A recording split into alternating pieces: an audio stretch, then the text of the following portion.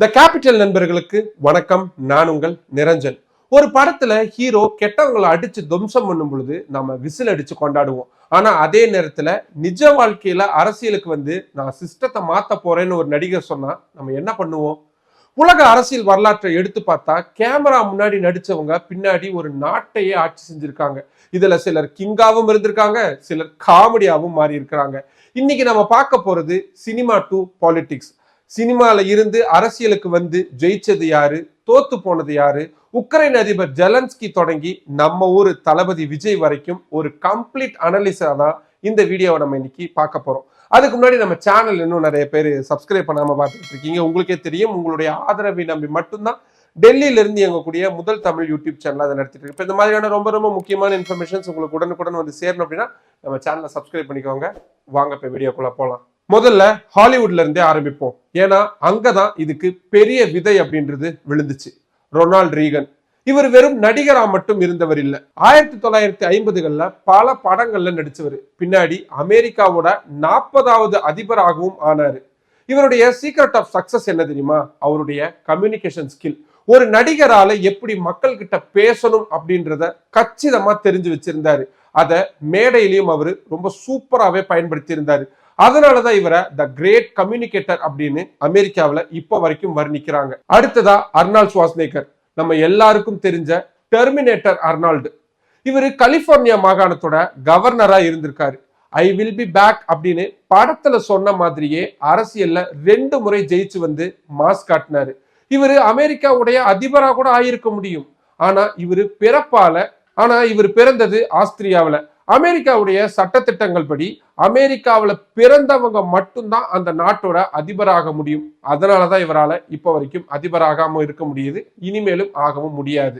அடுத்தது பிலிப்பைன்ஸ் நாட்டுடைய மேனி. இவர் உலக புகழ் பெற்ற பாக்ஸரும் கூட.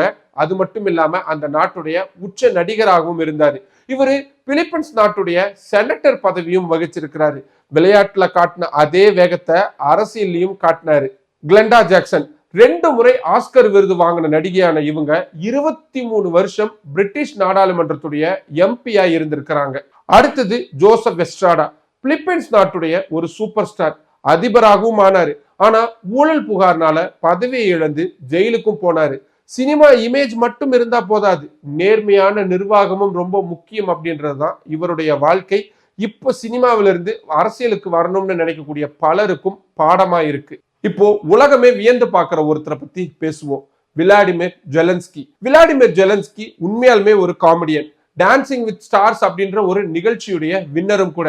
அதாங்க நம்ம ஊர்ல கலக்க போவது யாரெல்லாம் இருக்குல்ல, அந்த மாதிரி அந்த நாட்டில் நடந்த ஒரு டிவி நிகழ்ச்சியில வின்னராகவும் வந்திருக்கிறாரு. சர்வெண்ட் ஆஃப் த பீப்புள் அப்படின்ற ஒரு சீரீஸ்ல நடிச்சாரு. அந்த கதையில அவர் ஒரு சாதாரண டீச்சர், தற்செயலா அதிபர் ஆவாரு. ஆனா நம்பவே மாட்டீங்க, 2019ல நிஜ வாழ்க்கையிலும் அவருக்கு அதே மாதிரிதான் நடந்துச்சு. உக்ரைன் நாட்டுல நிலவன ஊழல் அப்படின்றது அந்த நாட்டு மக்களை கடுமையான கோபத்துல வச்சிருந்தது. அதை அவருடைய திறமையால அழகா பயன்படுத்திக்கிட்டாரு. இன்னைக்கு ரஷ்யாவுக்கு எதிராக ஒரு போர்க்களத்துல நின்று நாட்டை வழி நடத்திட்டு இருக்காரு. ஒரு நடிகரால, அதுவும் காமெடி நடிகரால ஒரு மாவீரனா மாற முடியும் அப்படின்றத இவர் தான் நிரூபிச்சிருக்கிறாரு. சரி, வேர்ல்டு ஸ்டார்ஸே பார்த்தோம், கொஞ்சம் நம்ம ஊருக்கும் வருவோம். ஏன்னா உலகத்திலேயே சினிமா செல்வாக்கு அரசியல்ல அதிகமா இருக்கிற இடம் அப்படின்னா நம்ம ஊரு தான். ஹிந்தி திரைப்பட உலகமான பாலிவுட்டுடைய பிக் பி அப்படின்னு இப்ப வரைக்கும் அழைக்கப்படக்கூடிய அமிதாப் பச்சன் கிட்டத்தட்ட ஒரு தோல்வி அடைஞ்ச அரசியல்வாதி தான். ஏன்னா அவரு எம்பியாவும் ஆனாரு. ஆனா அரசியல்ல இருக்கக்கூடிய அழுக்கு என்னால ஏத்துக்கக்கூடிய வகையில இல்ல அப்படின்னு அரசியலுக்கு பாதிலேயே முழுக்கு போட்டுட்டாரு. இவரு கூட சோலை படத்துல நடிச்சு ரொம்பவும் பிரபலம் அடைஞ்ச தர்மேந்திராவும் கிட்டத்தட்ட இதே மாதிரிதான். அரசியல் ஆசை இருந்தாலும் அவரால் பெரிய அளவுல பண்ண முடியல. சத்ருகன் சின்ஹா பாலிவுட்ல இருந்து மத்திய அமைச்சர் பதவியை வகிச்சவரு. இன்னைக்கும் அரசியல்ல ரொம்ப ஆக்டிவா இருக்கக்கூடிய நபர்கள்ல ஒருத்தர். ஹேமா மாலினி பாலிவுடைய ட்ரீம் கேர்ள் அப்படின்னு அழைக்கப்படுறவங்க. பூர்வீகம் தமிழ்நாட்டை சேர்ந்தவங்க தான். ஆனா உத்தரப்பிரதேசத்துடைய மதுரா தொகுதியிலிருந்து 3 முறை அவங்க எம்பியா தேர்ந்தெடுக்கப்பட்டிருக்காங்க. பாஜகவுல ஒரு வலுவான ஆளுமையாவும் இப்ப வரைக்கும் இருக்கிறாங்க. பாலிவுடைய கோவிந்தா 2004ல எம்பியா ஜெயிச்சாரு. ஆனா தொகுதி பக்கமே போகாம இருந்ததுனாலையும் அரசியல் சூழல் தனக்கு ஒத்து வராது அப்படின்னு ஒதுங்கி இருந்ததுனாலையும் அரசியல் இருந்து காணாம போனாரு. இவருடைய பொலிட்டிக்கல் ஸ்டோரி ஒரு கம்ப்ளீட் ஃபெயிலியர் ஸ்டோரி அப்படின்னு தான் சொல்ல வேண்டியதா இருக்கு. அப்படியே கொஞ்சம் தென்னாட்டுக்கு வருவோம். பவன் கல்யாண் ஜனசேனா கட்சியுடைய தலைவர். ஒரு காலத்துல அரசியல்ல தோல்வியை மட்டுமே சந்திச்சுக்கிட்டு இருந்த அவரு இன்னைக்கு ஆந்திர அரசியலுடைய முக்கியமான கிங் மேக்கரா உருவெடுத்திருக்கிறாரு. சிரஞ்சீவி பிரஜா ராஜ்யம் அப்படின்ற ஒரு பெரிய கட்சியை தொடங்கி பெரும் எதிர்பார்ப்பை ஏற்படுத்தி இருந்தாரு. ஆனா எதிர்பார்த்த வெற்றி கிடைக்காததுனால கட்சியை காங்கிரஸ் கட்சி கூட இணைச்சிட்டு அப்புறமா அரசியல்ல இருந்து ஒதுங்கி இப்போ சினிமால படு பிஸியா இருக்கிறாரு. NT ராமராவ் ஆந்திராவில கட்சி ஆரம்பிச்ச வெறும் 9 மாசத்துல ஆட்சியை பிடிச்சாரு.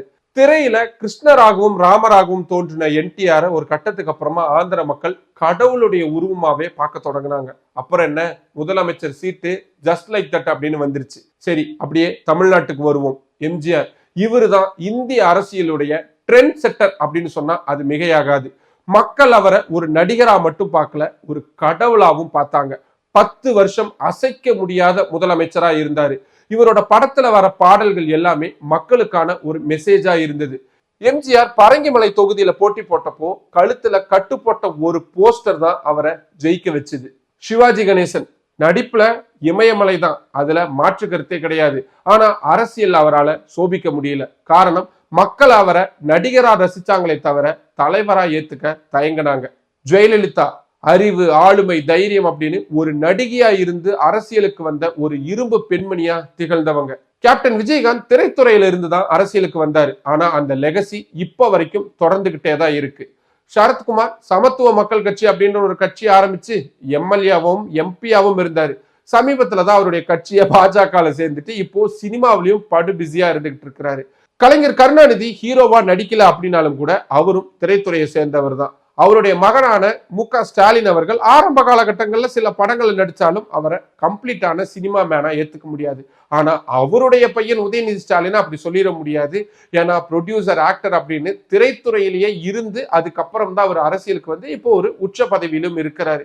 ராமராஜன், நெப்போலியன், செந்தில் அப்படின்னு இந்த பட்டியலை போட்டுக்கிட்டே இருந்தா இந்த வீடியோவை இன்னைக்கு நம்மளால முடிக்கவே முடியாது.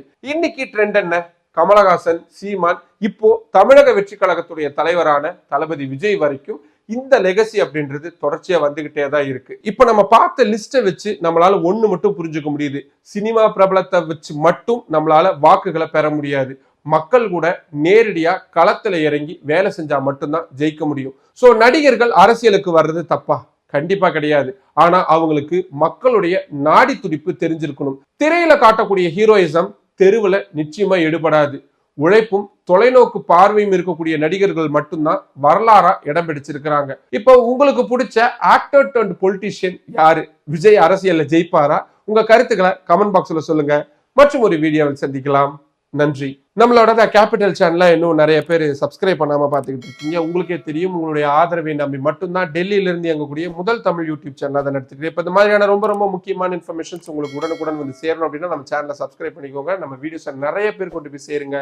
லைக் பண்ணுங்க, கமெண்ட் பண்ணுங்க. உங்களுடைய ஆதரவை அதிக அளவில் தாருங்கள். நன்றி.